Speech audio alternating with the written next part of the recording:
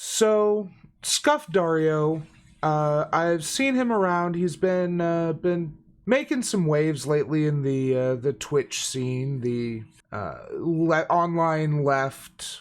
He's definitely much more pragmatic than other online lefties tend to be or want to be. I guess I could say. He I don't know what this is in response to, but he posted this yesterday saying, I won't vote shame you, you do you. I personally wouldn't vote, but you can do what you want, or whatever variant, as a content creator, is fucking bullshit. It's running from the responsibility of your platform because you refuse to acknowledge your responsibility. You wouldn't accept this in any other context. Imagine talking to a racist and saying, I won't shame you for hating black people, or I personally don't hate blacks, but you do you. It's abhorrent. Being a content creator is about influencing your audience. Take responsibility. So, a little bit about Dario. Dario is a Bosnian refugee living in Denmark, I believe. He doesn't have his location, but he's living in Amsterdam. And I was unaware of this until I started looking into this drama, but Bosnians are considered, well, they're definitely considered second-class citizens in Amsterdam, in the Netherlands.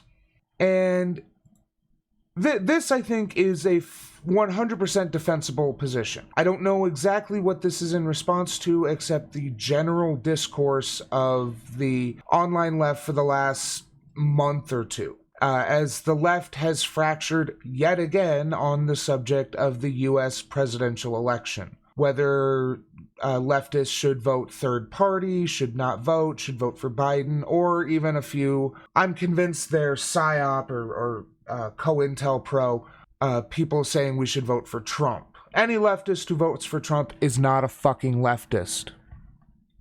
Sorry, that's a hot take, but there's no way they're a fucking leftist. So this got a little bit of pushback, and this Derico Baker, he put out a video. Actually, this isn't, oh no, not that one. Here it is. He put out a video today that we're going to watch here in a little bit, regarding basically this situation. And I've never heard of this Derico Baker. He seems like a pretty cool dude from just this tiny bit of interaction I see. I think the problem is that they're afraid to definitively take a stance on anything out of fear of alienating potential viewers, which is self-serving and counterproductive, IMO. Which I agree with. I think there are a number of content creators, large content creators, who are afraid of taking a position out of fear that they will be ostracized, that their audience will disappear, out of fear that they will no longer be able to continue making content because their audience will disappear. This is something that I have thought about a few times, about modifying my content or something to appeal to an audience, but frankly, I'm a good actor, but I'm also lazy. So if I state a position, it is my position. I'm open to being changed on it, but I'm not saying what I think people want to say. On Twitter, I'm a little more reserved because I just don't want to get into Twitter fights. But I have stuck my oar in once or twice, and that's why I don't want to do it much more. As I said, Dario is pretty pragmatic. And his response to Derico here, I agree, it's essentially grift. If that's a prerogative, I can only call it out and say that's not why I'm in politics. See, Dario is here about making change. He wants to create changes within the online left. Derico responded, likewise, it's the same way I feel about people who, though rightfully, call out the many bad things in people involved in politics, but then offer nothing as a healthy, viable alternative. Because all they're doing is fueling bitterness and resentment that results in people turning to accelerationist views on politics, which is extremely counterproductive. This is something I've seen a lot of, particularly in the discourse surrounding Biden and the U.S. presidential election. This is the main argument some people have had against certain large figures, where all they do is criticize Biden and they don't talk about, or worse, they will criticize Trump and then say Biden is just as bad, or Biden isn't worse. Or I have seen some ostensibly leftist content creators say that Biden is worse than Trump on some things. And I think that that is abhorrent. I don't think there's any position Biden has that is worse than Trump's position on that issue. If there is, I'm happy to look at it, but my information right here, as far as political positions, everything Trump is even moderately good on, Biden is also as good or better on. And there are some things like Biden's stance on nuclear power where he's better than Bernie was. So, and of course this was made by Scuff Dario, so I want to make sure I get all of my information, all of my biases out here. I like Dario. I think he is a good person. I think he does good work, and I generally enjoy when he's on a panel or his content that I have consumed. So Dorico and he had a good conversation. Then this person, the first brick, what kind of white nonsense is this? Cry laughing emoji.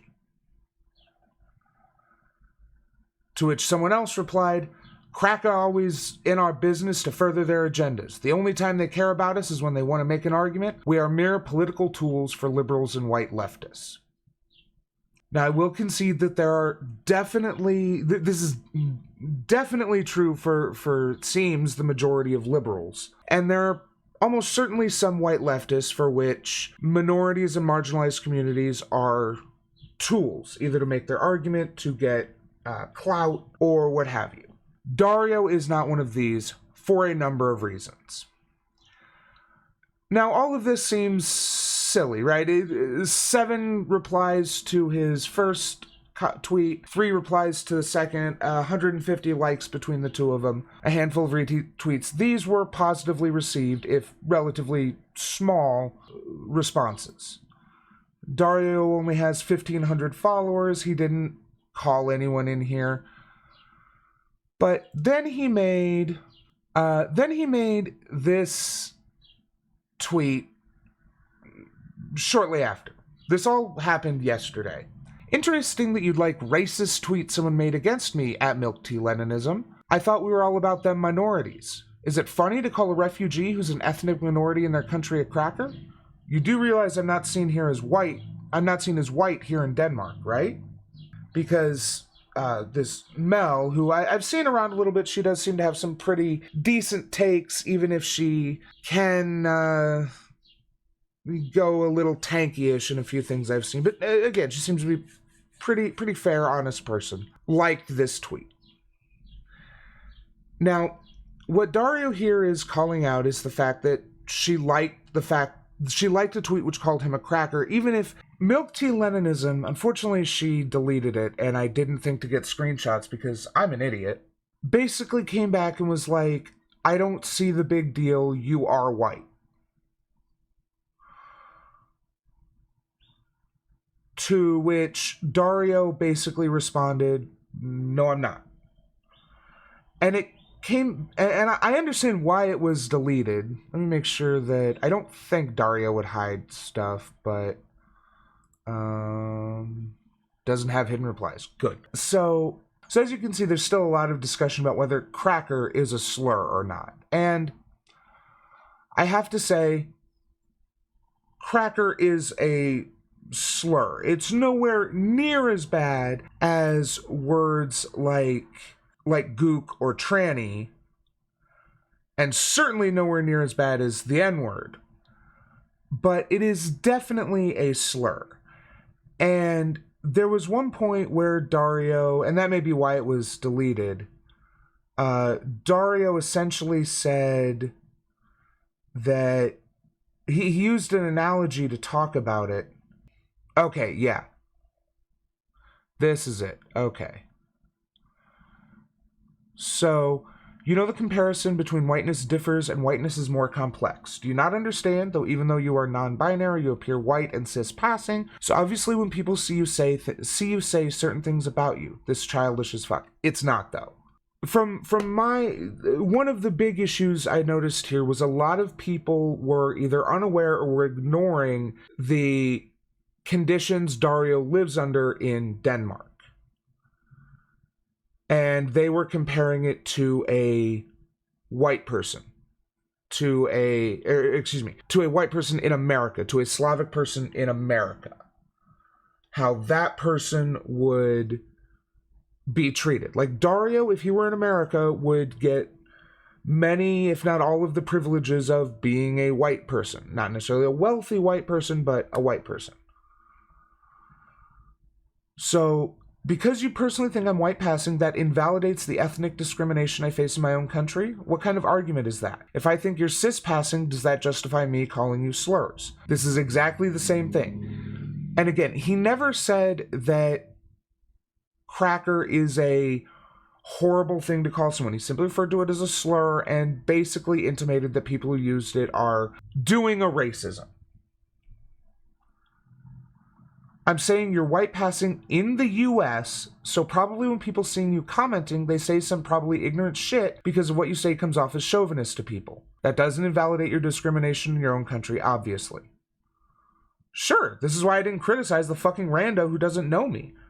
I criticize you because you do know me, and you've been told this numerous times. This is a situation where he doesn't actually have much of an issue with the comment itself. It's whatever, some fucking Twitter rando. But he's interacted with Mel. He's talked to her. What are Dario's? I want to make sure Okay, he, they. And let me double check Melanie here. I'm pretty sure she, her, but she, they. Okay. Easy enough. Dario and Mel have interacted.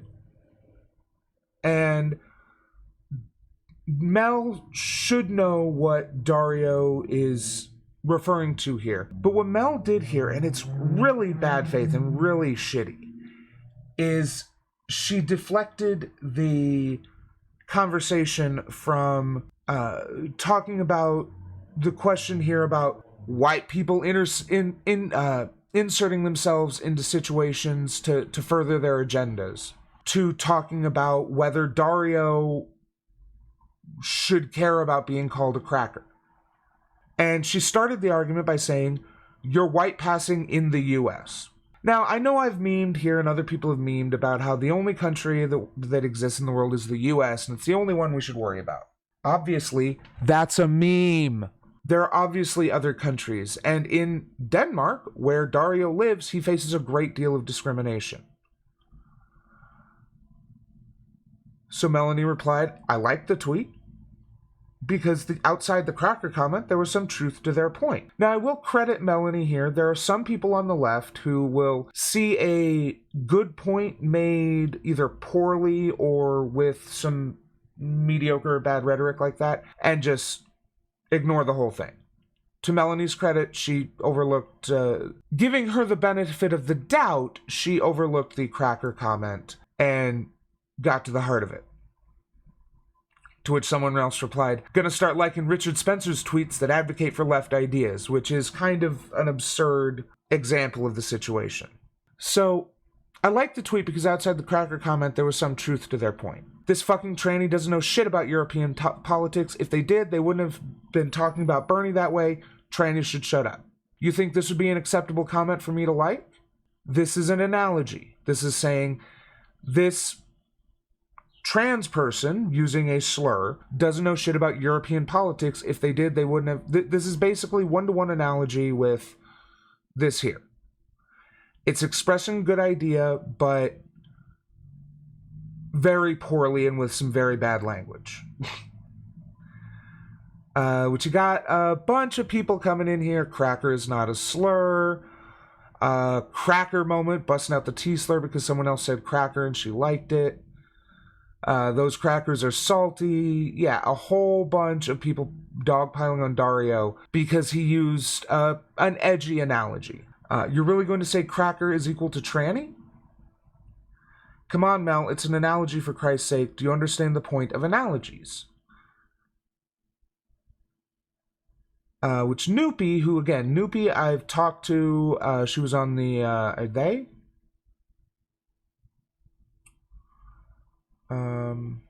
I'm just going to go with they. Noopy, they were on the Chud night I was on a couple weeks ago. If you make a hyperbolic analogy with someone who disagrees with you, they will always point to the hyperbole instead of addressing the actual analogy. It's super annoying, honestly, but it's an easy out, just something to be aware of.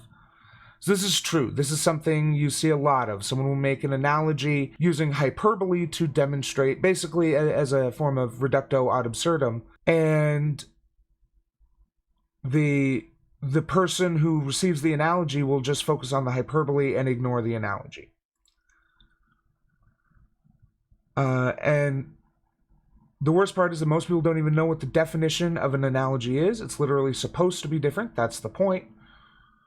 Sure, but you could have gone with something that was less extreme, and you wouldn't have to worry about that. For example, trap or just basic misgendering would be less extreme, maybe a bit more comparable to cracker, although you may still have ran into the same issue. It's honestly impossible to know what someone may find more or less offensive. I personally take great offensive when people insinuate that I have white privilege. My family was literally genocided for being an ethnic minority in their country.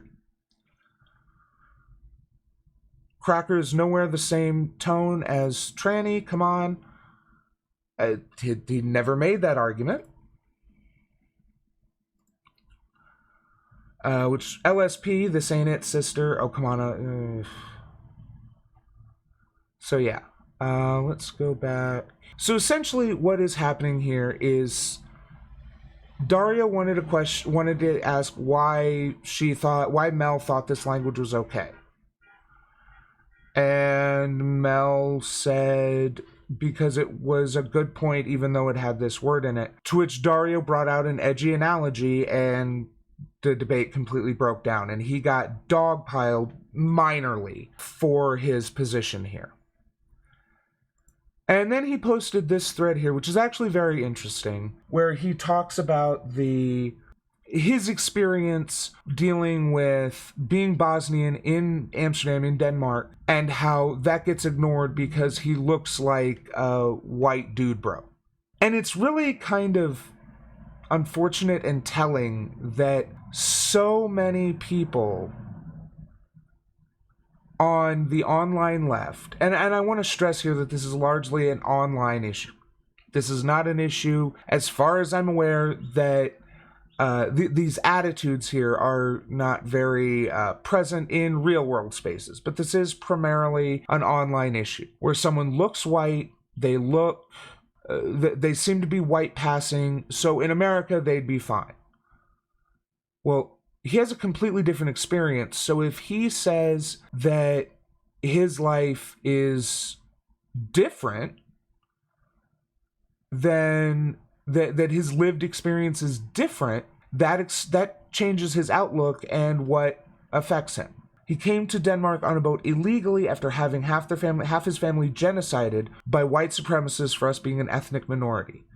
We came to Denmark with literally nothing, had to actively flee the country because my grandfather was murdered. So most of their family was murdered, they left everything they had behind, and people want to say that he benefits from white privilege. Being raised as a refugee in a society where you're instantly clocked as an outsider and foreigner, every time people look at you because your features aren't considered Nordic, people constantly making fun of your first and last names, bullying you, disparaging you. Sound familiar to any minorities or marginalized groups in America? For clearly not being white like they are. Growing up in ghettos, moving from ghetto to ghetto, and your parents being discriminated against and refusing to get access to language education because they were expected to be sent home. Still, to this day, getting told casually by my friends that I'm one of the good ones. Could you imagine that? Being told some shit like that by one of your friends that you're one of the good ones? Getting told by girlfriends that I'm exotic? I don't think anyone really likes being called exotic. I'm sure there are some people out there who do, but given the backdrop and other information here, I think that it's pretty safe to say that this probably did not come off as positively as maybe their partner meant it to. That I don't fit the stereotype that they have of immigrants because he's intelligent and articulate and a hard worker or what have you. Again, think about the way Trump talks about Mexicans, about Muslims, the way a lot of white people in America talk about black people, and this is the kind of thing that he gets in Denmark, even though he's white passing.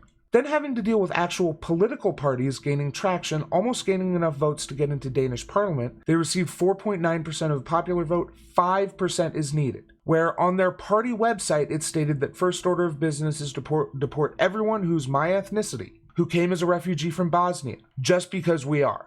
No questions asked, no exceptions. That is worse than Trump. Trump at least will talk about stopping immigration or deporting criminals, that kind of thing. Whereas this is a party who is literally saying if they get into power, they will just boot every Bosnian refugee out of Denmark. Knowing that next time, if they do reach that 5%, they might become a part of government because the right will need them to win. This is what the scary part of all this right-wing nationalism that's popping up is about. The way that, or right-wing populism is popping up. Because it leads to these kind of extreme arguments because that's what a certain section of the population wants to hear. Then, for the first time in my life, going on Twitter.com and being told by some big brain wannabe lefties that apparently I have a sliver of white privilege and that I'm a cracker. Give me a fucking break. If your racial analysis stops at the pigment of someone's skin and not by the material and contextual analysis of the society they exist in, you're no more informed than the average Republican. White is a social construct. Countless times in society, people with white pigmented skin have not been considered white and would not have had white privilege in that context. It's not really that hard to understand. We all know the arguments. Jews in Nazi Germany didn't have white privilege. The Irish, when they first came to the US, look up white N-words. I'm talking about Irish and Italians 100 and 150 years ago. Whiteness historically has been used to exclude people who aren't white enough. This is actively happening to me in my own country. I understand this might be difficult for you to understand, and that's fine. I don't blame people for being ignorant. I do, however, blame people for being malicious, repeatedly calling me cracker, or saying that I have white privilege when I'm not considered white in my country, and I'm actively oppressed by them is extremely hurtful. This is akin to people calling me a Serbian. For those unaware, and I was completely unaware of this, a common slur against Bosnian people is calling them Serbian. The Serbs were literally the ones who genocided my grandparents and most of my family. Calling me that, or anything close to that, I can't express how insulting that is. Yeah, that is... Obviously, no one here called him a Serbian, but he's pointing out that by essentially saying he doesn't have a right to be offended by being called a cracker, even as minorly offensive as that is. And I want to be clear that he never tried to claim mortal offense at... You're talking about Dario doesn't know history? Please explain, Corvo.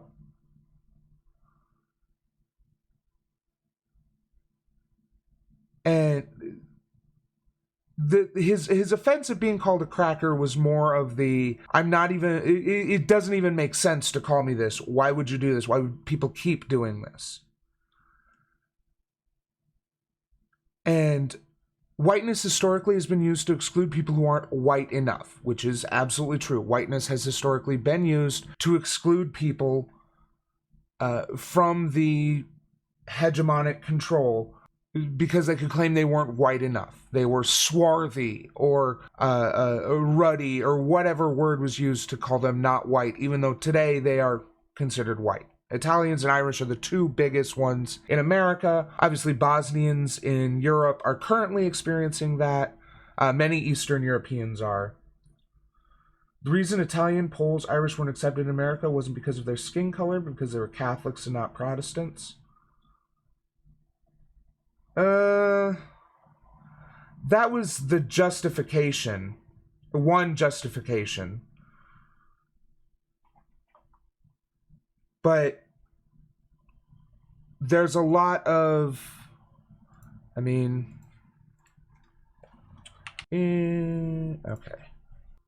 That was the reason. The KKK wanted them out for that, for example. While he claimed his family was killed by white nationalists. Who, the Serbs were white nationalists? No. I don't believe he ever claimed that his family was killed by white nationalists. They were killed by Serbian nationalists. Let me...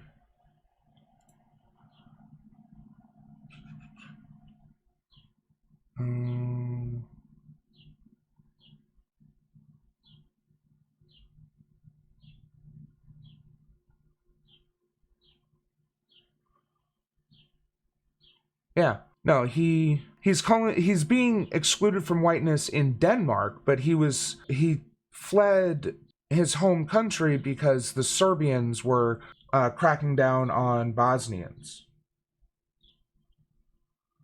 I don't think he ever said his family was killed by white nationalists. I could be wrong. If you have a tweet or something that shows that, I'd be happy to look at it and correct my position. But so potatoes, right? The potato famine.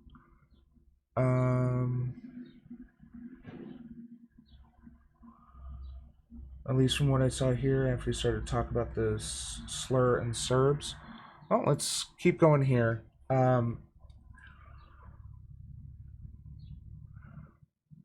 This is actively happening to me in my own country. I understand this might be difficult for you to understand, and that's fine. I don't blame people for being ignorant. I do, however, blame people for being malicious. Repeatedly calling me cracker or saying that I have white privilege when I'm not considered white in my country and I'm actively oppressed by them is extremely hurtful. This is akin to people calling me a Serbian. Serbs are literally the ones who...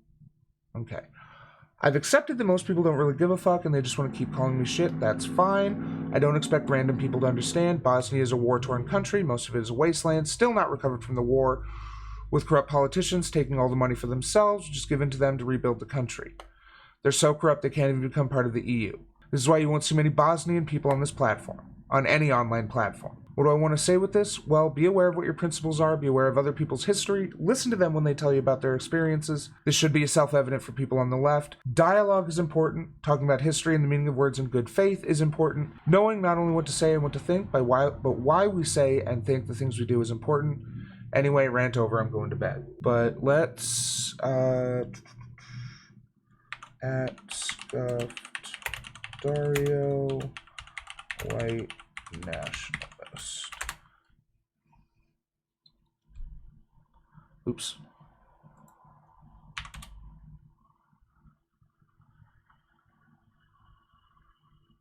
So the only times he's been mentioned, this is part of his take on the white versus black nationalism debate. But yeah, I don't think he's ever talked at least I've not seen him mention white nationalism in response to, like, blaming white nationalism for his exile from Bosnia.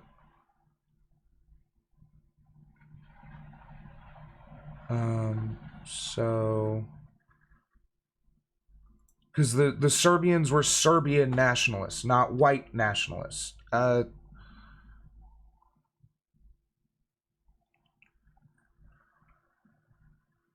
And yeah, so essentially what all this started over, and it's pretty stupid drama, but unfortunately it has exposed a really negative thing in, yeah, sure.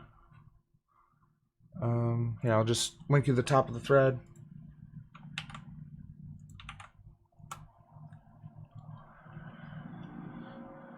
So essentially what this started with, he objected to someone calling him a cracker, and what, I don't want to say a friend of his, but a colleague of his liked the tweet.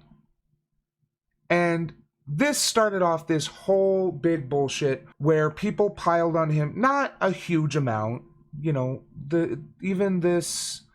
like, there's maybe 100 comments total in this entire thread. So it's not like he got slammed, but he's also only 1,500 followers. He doesn't have a huge following, and he doesn't have a whole lot of reach. So it's not like when ContraPoint says something and gets dogpiled because she has millions of, or tens of thousands, hundreds of thousands of followers, and they comment on it and they all reach their hundreds or thousands of followers, and so on and so forth. So unfortunately, this has revealed a pretty bad situation on the left, and I hope that we can learn from this.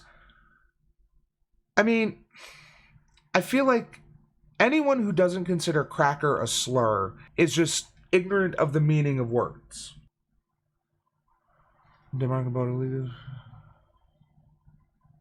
Okay, my mistake. I missed that. Family literally came to Denmark on a boat illegally after having half our family genocided by white supremacists for us being an ethnic minority. Came to Denmark, so... Oh yeah, he did call the Serbians white nationalists.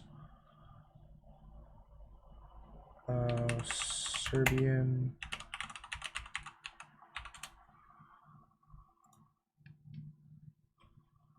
So... It's an ethno-nationalism. Okay. I mean, I think it's...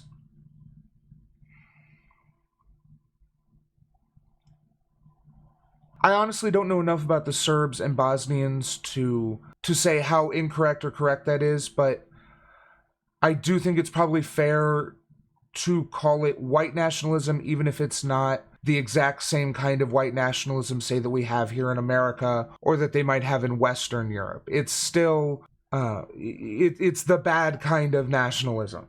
So, I was wrong. He did refer to them as white nationalists. I apologize.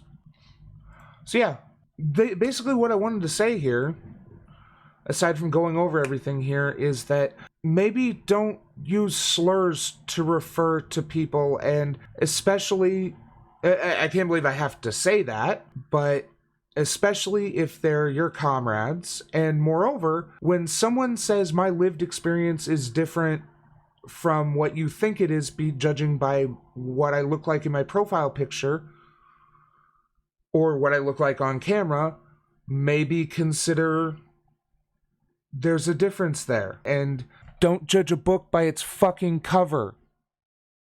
Hey, thanks for watching. Hope you enjoyed the show. Remember to like, share, and leave a comment because it helps me. Subscribe and ring that bell to help you. Thanks, and we'll see you next time.